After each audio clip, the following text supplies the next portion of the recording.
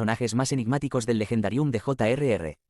Tolkien aparece principalmente en El Señor de los Anillos. Su historia es trágica ya que empieza como uno de los seres más poderosos y sabios de la Tierra Media, pero termina sucumbiendo a la corrupción y la ambición por el poder.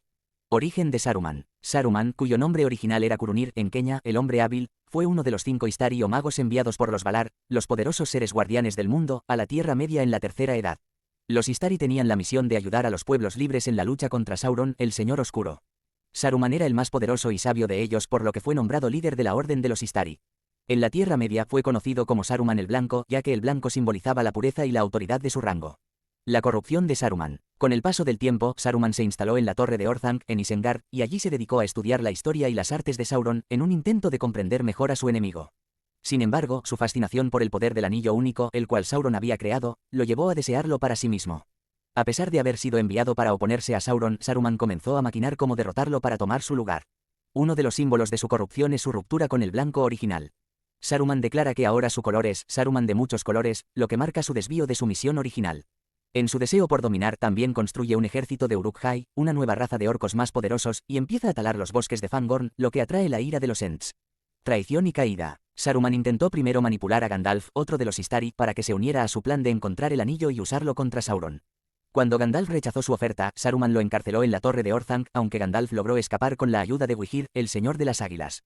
Después de esto, Saruman se alió con Sauron en apariencia, aunque en secreto planeaba traicionarlo. Movió sus fuerzas para atacar el reino de Rohan, pero fue derrotado gracias a la intervención de Gandalf, los Ents y los Rohirrim. Los Ents, enfurecidos por la destrucción de sus árboles, atacaron Isengard y lo destruyeron, dejando a Saruman atrapado en su torre. La humillación de Saruman. Tras su derrota en Isengard, Saruman es confrontado por Gandalf, quien le quita su rango de líder de los Istari y lo despoja de su poder. Sin embargo, Saruman no muestra arrepentimiento. Se convierte en una figura patética, vagando sin rumbo. Con la caída de Sauron, su poder se disipa por completo, pero Saruman aún busca venganza. El fin de Saruman. En los capítulos finales de El Señor de los Anillos, Saruman reaparece en la comarca, habiendo tomado el control de esta pacífica región tras huir de Isengard. Ahora, bajo el nombre de Sarkí, Saruman se dedica a destruir la comarca y oprimir a los hobbits en un último intento de ejercer poder. Sin embargo, es derrotado cuando Frodo y sus compañeros hobbits regresan y lideran la Batalla de Belagua, donde los hobbits recuperan el control de su hogar. El destino final de Saruman es trágico. Al ser derrotado y humillado una vez más, Saruman intenta matar a Frodo, pero su propio sirviente, Grima, lo apuñala por la espalda. Tras su muerte, el espíritu de Saruman intenta ascender. Saruman el Blanco, cuyo verdadero nombre era Curunir, fue alguna vez el más sabio y poderoso de los Istari, los 5 magos enviados a la Tierra Media por los Valar para ayudar a los pueblos libres en su lucha contra la oscuridad de Sauron. Cuando llegó, su manto blanco brillaba con la promesa de conocimiento y poder. Durante siglos, Saruman caminó entre los hombres, elfos y enanos, compartiendo su sabiduría y cumpliendo su misión de preservar el equilibrio. Sin embargo, en su interior, algo comenzó a cambiar. A lo largo de los años, Saruman se retiró a la Torre de Orthanc, en Isengard. Allí, rodeado de libros y pergaminos antiguos, empezó a estudiar los secretos del enemigo que debía derrotar, Sauron. Día tras día, su fascinación por el Señor Oscuro creció, especialmente por el Anillo Único, la fuente del poder de Sauron. Al principio, Saruman creía que conocer los secretos del anillo le daría ventaja, pero pronto ese deseo se transformó en una obsesión. ¿Por qué derrotar a Sauron? Se preguntaba en sus noches más oscuras si podía tomar su lugar. Y así, el corazón de Saruman se oscureció. A escondidas comenzó a forjar alianzas con las criaturas más viles de la Tierra Media. En los profundos sótanos de Orthanc, entre el humo y el acero, Saruman creó una nueva raza de orcos, los temibles Uruk-hai, más fuertes, más feroces, más leales a él que a Sauron. También taló los vastos bosques de Fangorn, donde los pacíficos Ents moraban, usando la madera para alimentar sus forjas. Mientras tanto, en su torre, Saruman dejó de vestirse de blanco. En su lugar, sus túnicas empezaron a reflejar un juego de colores extraños y distorsionados que cambiaban según el ángulo en que se los mirara. «Ya no soy Saruman el Blanco, sino Saruman de muchos colores», proclamó una vez, con orgullo, a quienes aún le servían.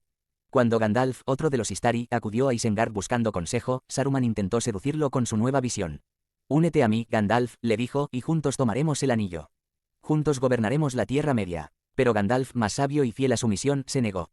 Furioso, Saruman lo encerró en lo alto de su torre. Sin embargo, las grandes águilas vinieron en ayuda de Gandalf, y este escapó, dejándolo solo con sus oscuros planes. Desde ese día, Saruman movió sus fuerzas en secreto. Quería conquistar Rohan, el reino de los hombres liderado por el rey Theoden, y convertirlo en el primer paso hacia su dominio total de la Tierra Media. Envió a sus Uruk-hai a saquear y destruir, mientras el propio Theoden caía bajo la influencia de Grima, un sirviente de Saruman. Pero los planes de Saruman empezaron a desmoronarse. Gandalf, ahora el Blanco, regresó y liberó a Theoden de su control. Los Rohirrim se levantaron en armas, y mientras la batalla rugía, algo más despertaba en el bosque cercano. Los Ents, los antiguos pastores de los árboles guiados por Bárbol, habían soportado durante mucho tiempo la destrucción de sus tierras a manos de Saruman. Pero ahora, enfurecidos, marcharon hacia Isengard. Con su fuerza colosal, arrancaron las murallas y rompieron los ríos que fluían por la fortaleza de Saruman, sumergiendo en agua sus forjas y reduciendo Isengard a ruinas. Saruman, impotente, observaba desde lo alto de su torre cómo su imperio caía ante los seres más viejos del mundo. Gandalf llegó a Isengard poco después y se enfrentó a Saruman. «Tu traición ha fallado, viejo amigo», le dijo Gandalf. Con un gesto, lo despojó de su rango como líder de los Istari, dejándolo reducido a un ser débil, sin poder. Saruman intentó resistir, pero sus palabras ya no tenían fuerza. Los propios hombres y criaturas que había usado como herramientas le dieron la espalda.